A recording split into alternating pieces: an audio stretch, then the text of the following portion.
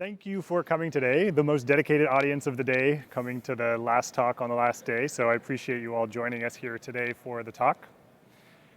If you're looking for raising the security bar at your organization, especially when it comes to security of the pipeline, and you want to know how to do that with AWS services, then you've come to the right talk. My name is Jason Sizer-McIntosh. I'm a Senior Solutions Architect, and with me I have... I'm Shalab Nigam, and I'm DevSecOps Solutions Architect at AWS. Before we dive into things, I always like to start with some context setting.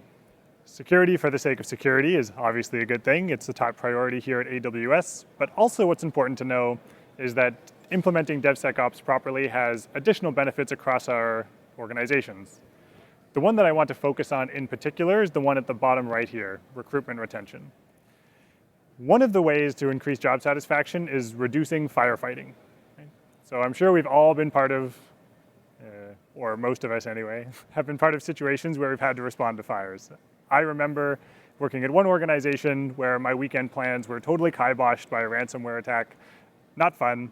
So if we can reduce firefighting, that can help increase job satisfaction, which can increase recruitment retention. So it's good to know implementing these things. It's not just the ones and zeros, but it can also have a positive impact on your entire organization. So can SLSA, conveniently. What we're going to focus on today is a framework, a supply chain level framework, the acronym of which is SLSA, which we just say SLSA.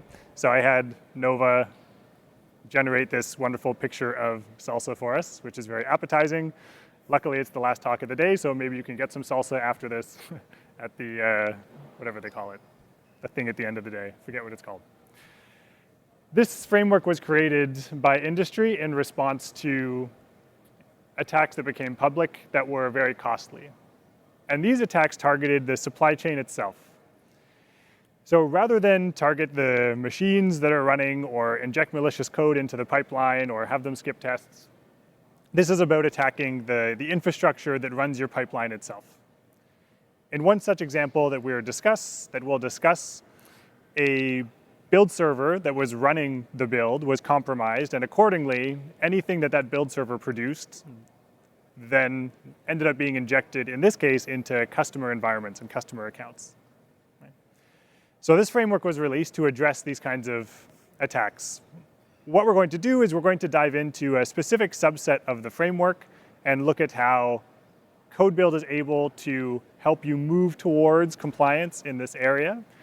And then in the subsequent half of the presentation, my colleague here will show how these same underlying CodeBuild capabilities can be used when you use services like GitHub and GitLab with CodeBuild in behind as the compute engine. So this is what we're going to talk about today. Security of the pipeline.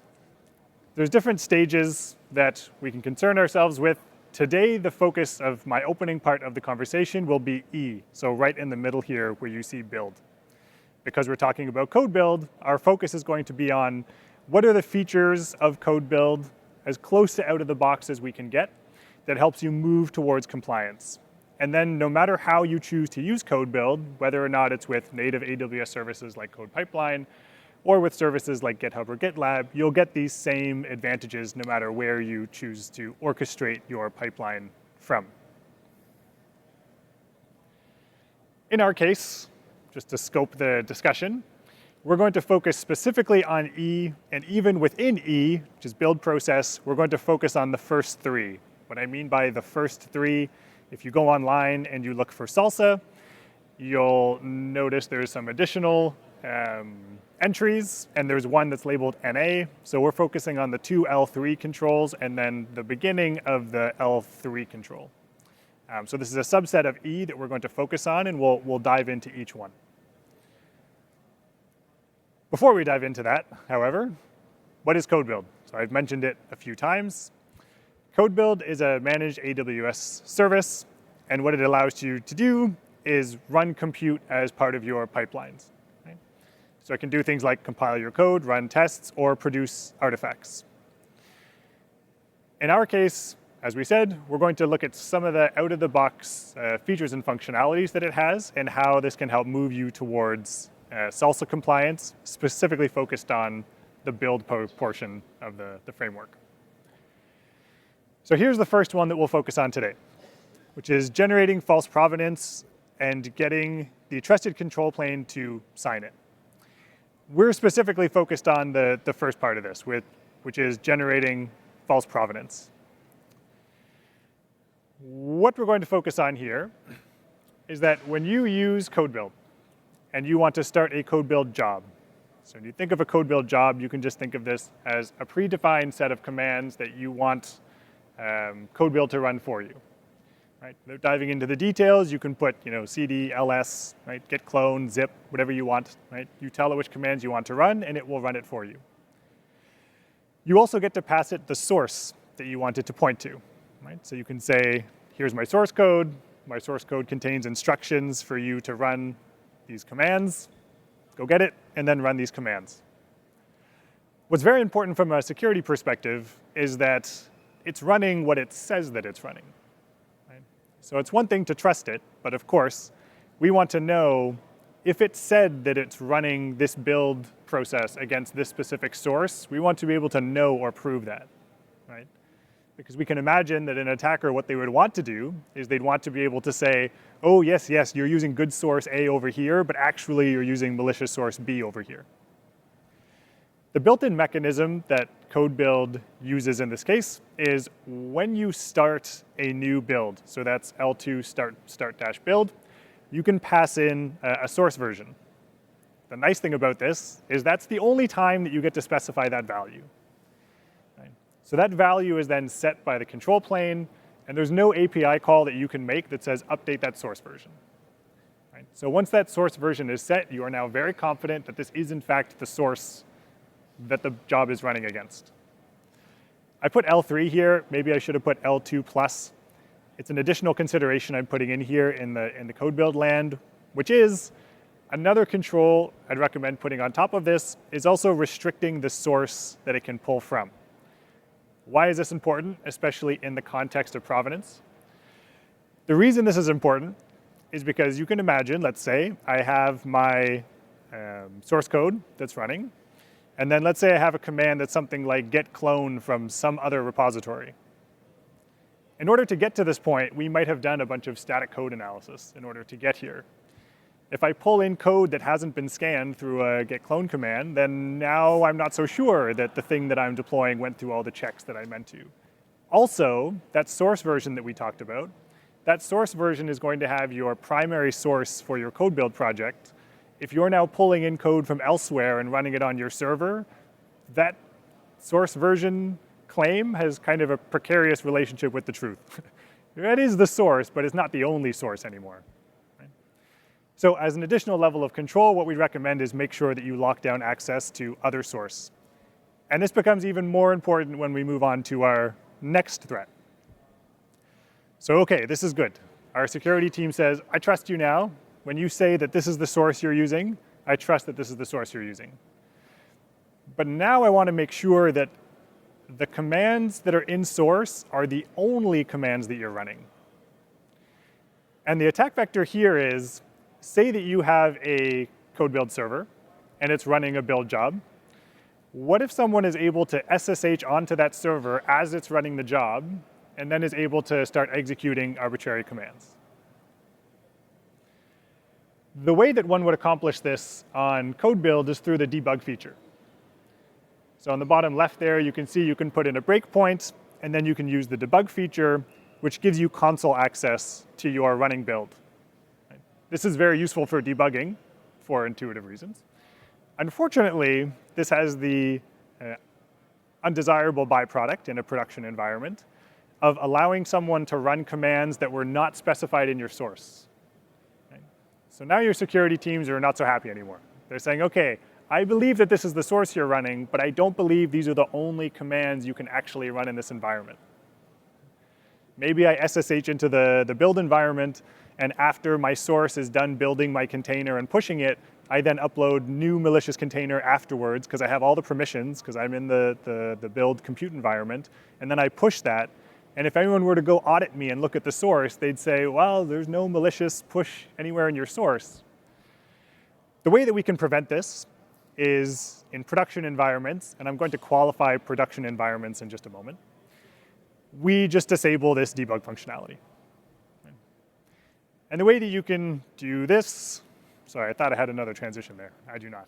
The way that you can do this, so you can disable the debug functionality. You can also prevent access to your code build environments through something like port 22 if you put your code build jobs running out of a VPC. My colleague will go into greater detail about that. But the crux of the issue here is that we just prevent SSH access. We just prevent the debug functionality for our production workloads. Now, I said production workloads a few times. I'm going to qualify that, though. It may be intuitive to think, OK, yes, for my production workloads, I don't want that. But I'm going to permit that in dev and maybe test, depending on how you set up your environments and your deployment processes. This depends on how you deploy, though. In the case of, keep on thinking I have more transition. I'll go into further details in subsequent slides. In the case of AWS, we have something called the Deployment Pipeline Reference Architecture, DPRA. And one of the things we call for, which aligns well with the SLSA framework, different controls we won't talk about today, but something that you want to be able to have confidence is you generate an artifact, and then that artifact gets passed through your pipeline, and ultimately is the thing that you deploy and end up signing. You don't want to create 10 artifacts and recreate them every time and then deploy one at the end. Right? That's important to our discussion because if you start generating artifacts at the beginning of your pipeline, even in the dev part of your pipeline, ultimately, if those artifacts are getting deployed into production, then you have to make sure you're secured right from the get-go. Right? So when we talk about locking down those capabilities, we'd recommend doing it right from the beginning of your pipeline if it ends up going into production. If you need that debug functionality, use it in your sandbox environments, or of course have break glass processes. But by default, just have it disabled to make sure that you're not having more flexible dev environments producing artifacts that ultimately then end up in production. Third one. This one has the most slides on it. And the reason is because this is the one that's most closely linked to a public example that you all may be familiar with or you can find on the internet.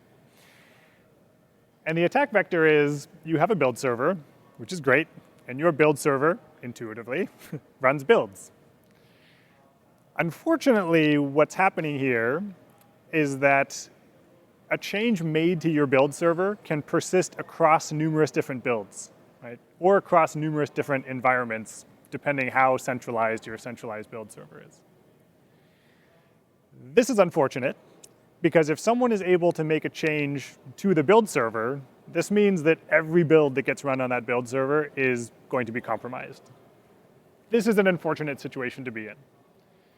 Luckily, as we'll go through in subsequent slides, when you use a service like CodeBuild, you're protected against this centralized build problem.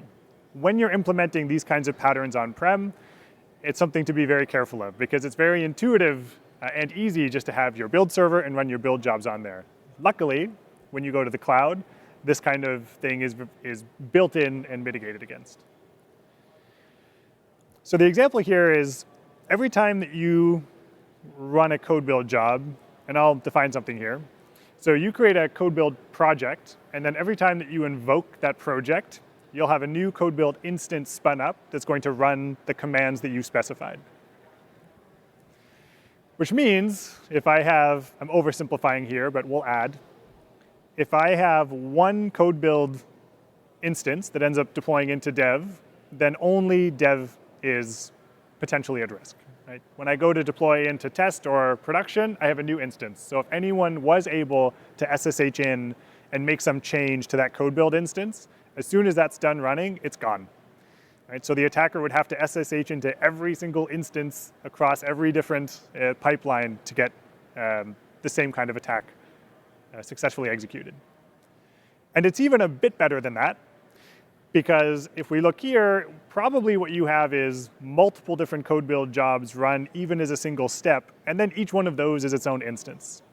So you can see by using something like CodeBuild, which creates new instances every single time you create a new CodeBuild project, you're making it much more difficult for your attacker to make a change that's going to persist across environments and also across promotion environments. So the attack vector, unfortunately, that was seen in production through centralized build servers was a change made to a centralized build server that deployed into production customer environments. So every customer, unfortunately, that went through that build server was ultimately vulnerable to the same attack. Right? So here we go.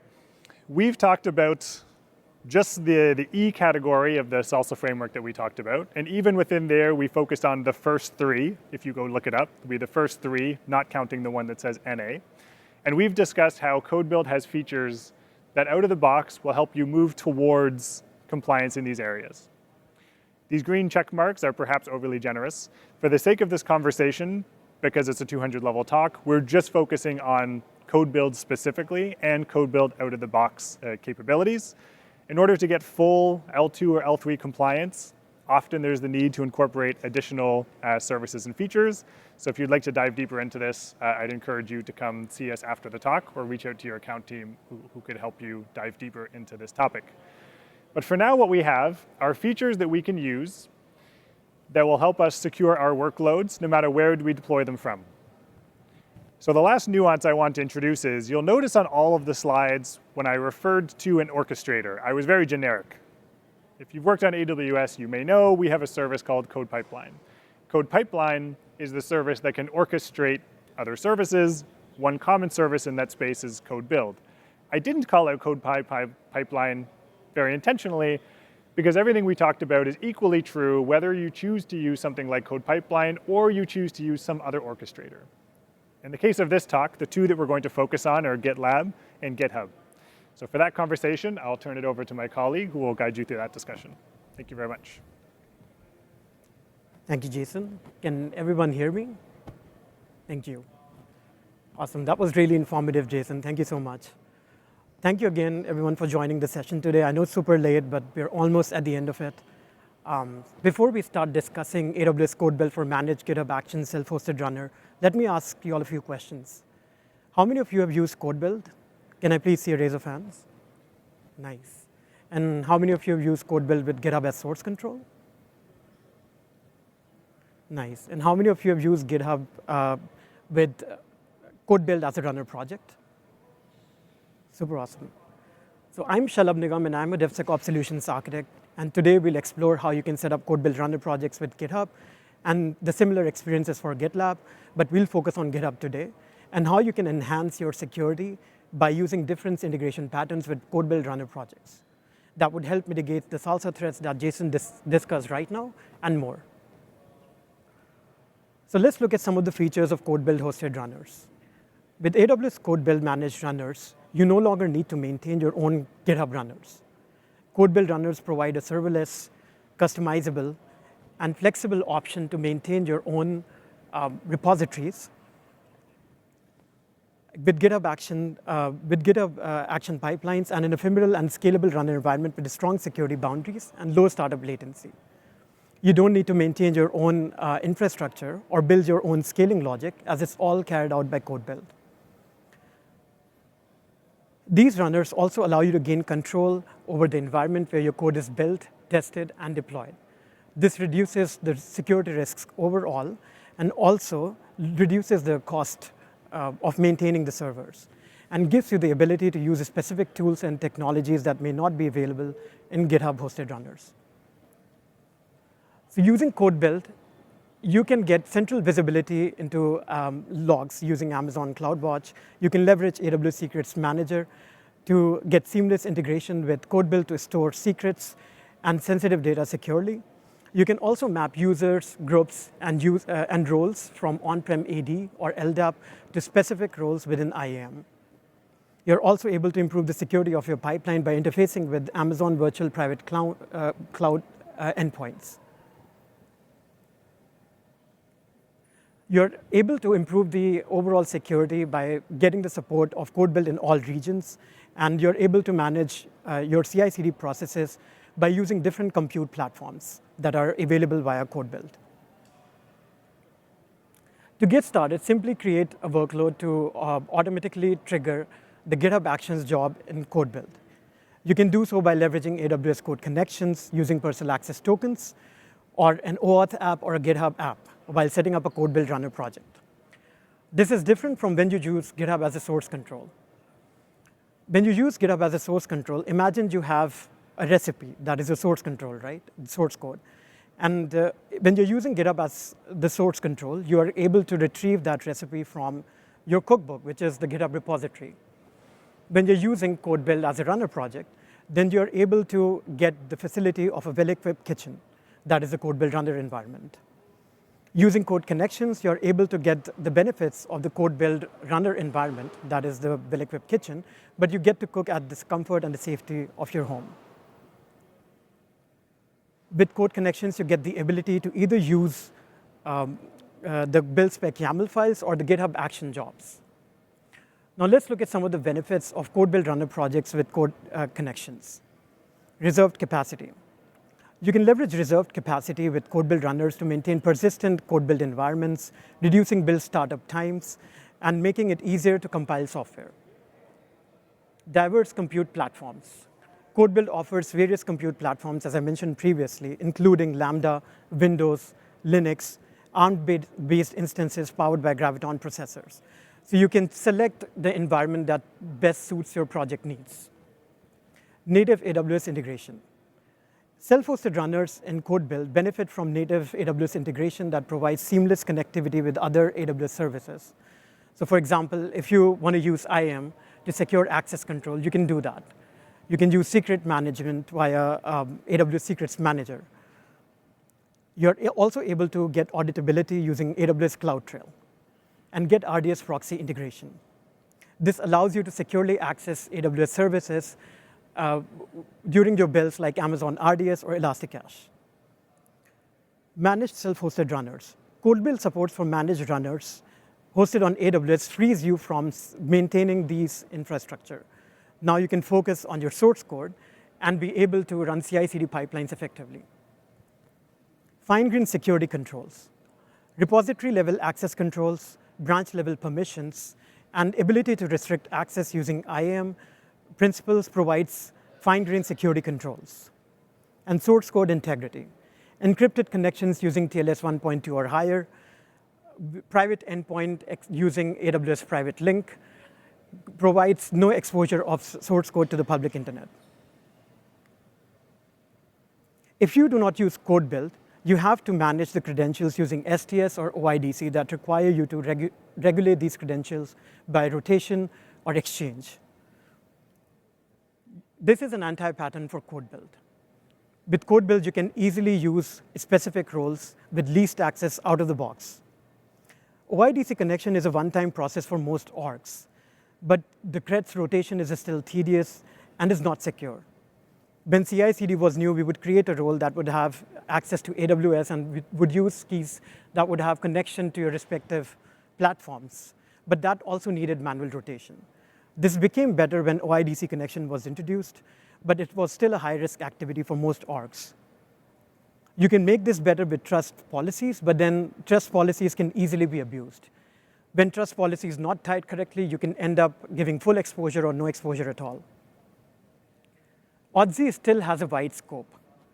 With CodeBuild Runner using code connections, auth-n is tokenized using the OIDC connection, but at the same time, AUTZ is also tied to a specific project or fleet. Using AWS code connections, you get zero standing access, which eliminates the need for long-lived credentials or access tokens, and implements the access patterns for just-in-time access to the repositories or source code. Authentication and authorization.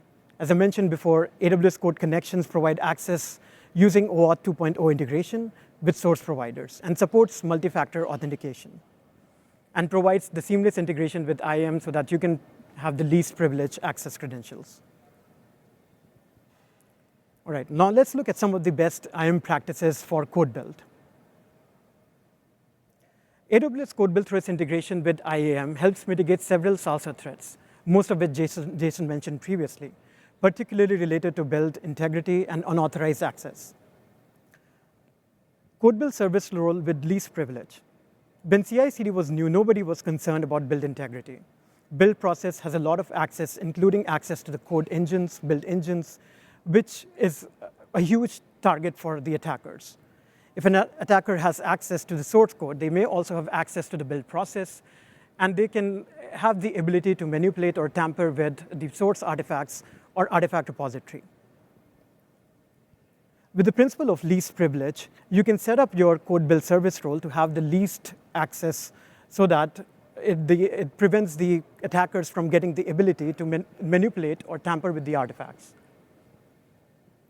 You can set up specific roles with actions, for example, code build start build, code build artifacts, right, which will prevent the users from performing actions beyond these actions specified in the build role itself. You can also use specific ARNs and patterns for the resources that the code build accesses. This will prevent an attacker or a malicious user from accessing any resources beyond the resources that are specified in the code build role. Restricting code build actions and resources using IAM condition keys. First we have is project and build ARN condition keys. You can leverage code build project ARN and code build ARN condition keys in IAM policies to restrict API calls originating from within the builds to a specific project and builds. Prevent unauthorized modification. Using condition keys like code build source build spec, you can prevent unauthorized modifications on the build spec files. Control compute types. You can even restrict the type of compute instances that are going to be used for your build runs by using condition keys like code build compute configuration instance type. Securing access to build resources. Ephemeral build environments. You can implement ephemeral build environments that get spun up and destroyed every time a build executes. This prevents a malicious actor from gaining persistent access to a code build environment. Build cache isolation. Ensure build caches are isolated between builds to prevent cache poisoning attacks, where an attacker injects malicious dependency or an artifact into the cache that is later used by a legitimate build. Example using principle, you can specify the IAM role that is allowed to access the bucket. You can do the reverse as well. Any resource that is being accessed by the code build can have a resource policy set up so that it only uses the ARN of the code build which it can access. VPC connectivity. If your code build projects need to access resources within the VPC, you can configure VPC-related information in the project configuration to enable this access. And we'll cover this in just a few minutes in the next slides. Now let's look at another example here. A scenario that Jason discussed in the previous slides was the debugging capability within code builds via sandbox or session manager. When we were talking about the SLSA threat related to compromised project owner. Though useful, but we do not want the debugging capabilities when it comes to the production builds. This is because these debug builds can often contain information that has sensitive data that would let a malicious user know the internal workings of your application or security vulnerabilities that can be exploited. We can prevent this by adding explicit deny permissions within your code build service role. You can see that we have the explicit deny permissions for the SSM, and similar way you can also have explicit deny for sandbox environments. So using these different IAM approaches, we are able to prevent unauthorized modifications to your resources and builds. You are able to implement the least privilege principle. You get controlled access to your build environment and resources, and you're able to enforce organizational policies. You can also leverage IAM Access Analyzer, which provides the capability to analyze and all the access patterns, identify the potential security risks, and validate your IAM policies. So leveraging the IAM capabilities with CodeBuild, you can significantly reduce the SLSA threats that we discussed previously, particularly SLSA E-threats around the compromised build process. And when it comes to compromised project owner or poisoning the build cache, this can be really helpful. Now let's talk about VPC integration with CodeBuild. If you're looking to augment your build security with network security, that is, you have your source code or artifact repository within the same network, then and only then running CodeBuild within the VPC can provide this extra level of security. CodeBuild can modify other resources in the VPC, but that is out of scope for this session. I'm happy to discuss with you folks off stage about this. Using VPC for your source code and artifact repositories is important because your source code or artifact repositories can have sensitive data and needs to be protected via network security. The con here is that you will need to manage your repositories on your own. You cannot use a SaaS provider. Using a SaaS provider causes a network exposure here. AWS CodeBuild integration with VPC also helps mitigate several SLSA threats, especially the ones related to supply chain software attacks. Prevent compromise of source code. CodeBuild can be configured to access resources, that is the code repositories or artifact repositories, only through private IP addresses within the Amazon network. This restricts the build environment to approved sources and prevents it from pulling code from untrusted or third-party sources which are not approved, thus mitigating the threat of using malicious source code. VPC integration also allows for build integrity. You're able to have your code build access critical resources like build dependencies or artifact repositories, example Maven, PyPy, etc., within the private VPC. This isolates the build process from the public internet, thereby limiting the opportunities for malicious attackers to inject dependencies that may have malicious code. You may enhance your build process control by enforcing network security policies that would restrict the build process's access to the external public network. Secure artifact generation and provenance. When CodeBuild generates artifact and provenance data, this data can be linked to a secure build environment within the VPC, thereby providing a higher level of security for the artifacts that are generated during the build process, and also provides for the build integrity. You can further leverage I'm condition keys that we talked about previously within the build role to limit the VPC connectivity.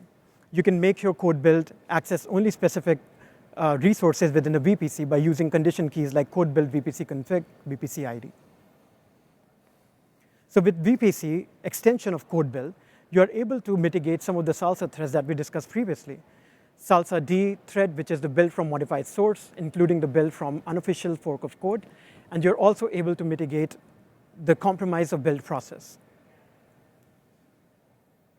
Now let's talk about logging and auditing capabilities within the code build, and how code build can help you further enhance security using these logging and auditing capabilities.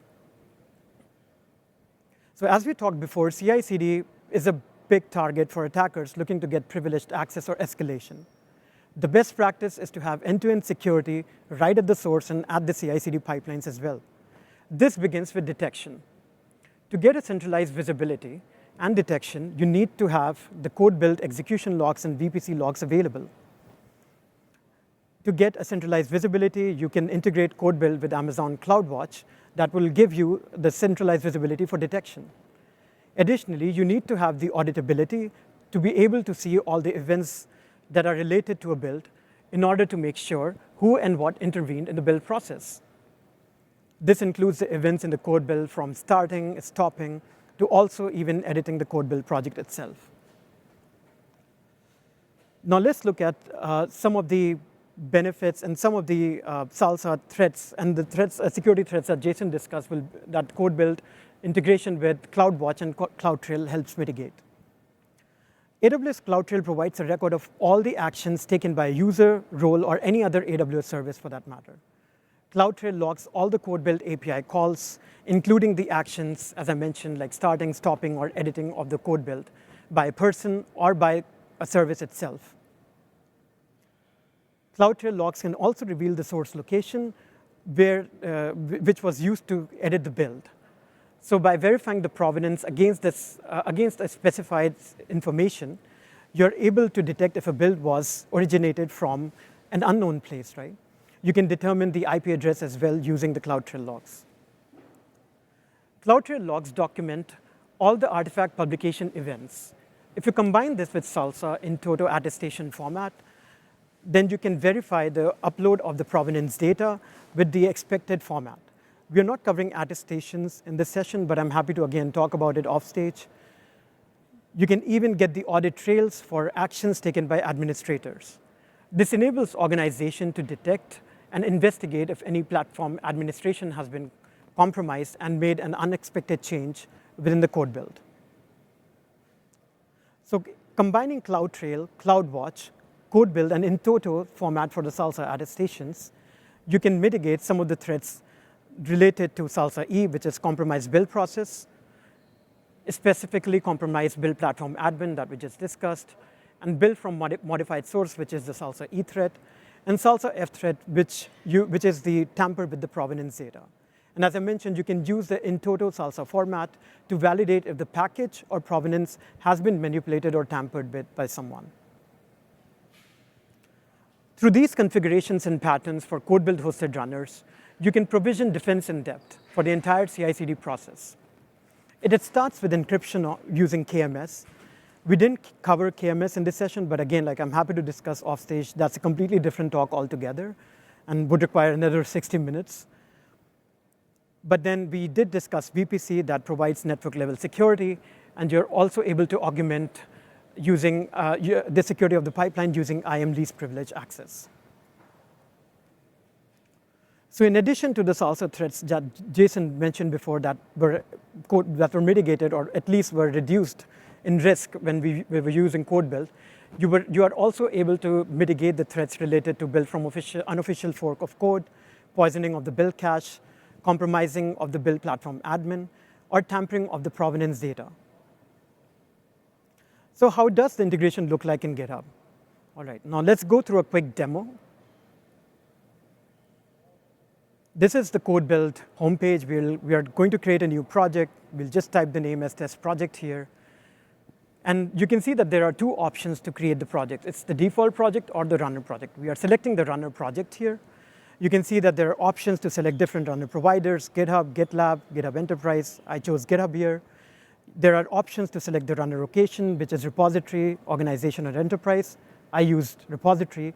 And you can see that I had already used the path token to connect using the code connections with GitHub. You can always choose a different method by using a GitHub app or an OAuth app, as I mentioned before.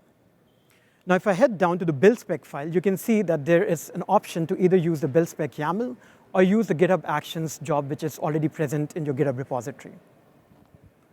So I've already created a project here that is a runner project, so we'll head down to that project. And you can see that it's tied to a GitHub repository. That's a test repository. And within that repository, you can see that I have some sample GitHub workflows, which we'll come back to in a minute. So if I open this project and go to the project details, you can see that there is a runner configuration added. Within the runner configuration, you can see that there's a webhook. And there's a repository, as I mentioned, that is linked to it. This webhook gets created automatically when you use code connections to create a runner project. You don't need to create this webhook manually, so you can see it's easily usable when you just set up a CodeBuild runner project with code connections. Going down further and looking at the CodeBuild server role, you can see that I have two permissions attached to it. One is the default CodeBuild service role permissions, where you can modify and add the least privilege and the other IAM best practices we discussed. For demo purposes, I have admin access here, but then it's really not recommended. Now, going back to the repository, which is tied to the CodeBuild project, we look at the workflows. Within the build YAML, you can see that I've updated the configuration for runs-on to use the CodeBuild project itself, instead of using Ubuntu latest. This would enable the workflow to run on that CodeBuild runner. And you can see that I have a job, again, like a minute earlier, yeah, we have a job for listing the S3 buckets. So using the permissions that I have within the CodeBuild service role, I would be able to get those commands executed. I'm just making a test change within the README file here to show how the build runs and whether or not that command executes depending on the service role permissions. I just made a commit here, and we should start seeing the build executing in the workflow momentarily. Here's the build that starts right now. So as you can see that the build is getting triggered here. If we go back to the CodeBuild runner project, we should see a code build executing there as well. So you can see that there's an in-progress build status for the project that we had set up. Now, if I go back to the workflow and look at the build logs, we should be able to see that we were able to execute the AWS S3 ls command, where we were able to list all the S3 buckets. And again, since I had the admin privilege, I get the S3 buckets, but then if I could restrict it to specific arms, then it wouldn't give me all the buckets, but the ones that I have access to. And if I go back to the runner project, you can see that the build execution has been succeeded. And within the logs, you can see that I was able to connect to the GitHub using the connections that I set up in the runner project. So this is what an integration would look like when you have a CodeBuild Runner project running on GitHub, and the execution logs are visible here. Moving on. So summarizing the entire talk, we discussed the security of the pipeline, we discussed SLSA threats, we talked about distributed runners, we talked about code connections with CodeBuild, and how we can use different integration patterns like IAM, VPC, and even CloudTrail and CloudWatch to use the best out of the security that we can get within CodeBuild.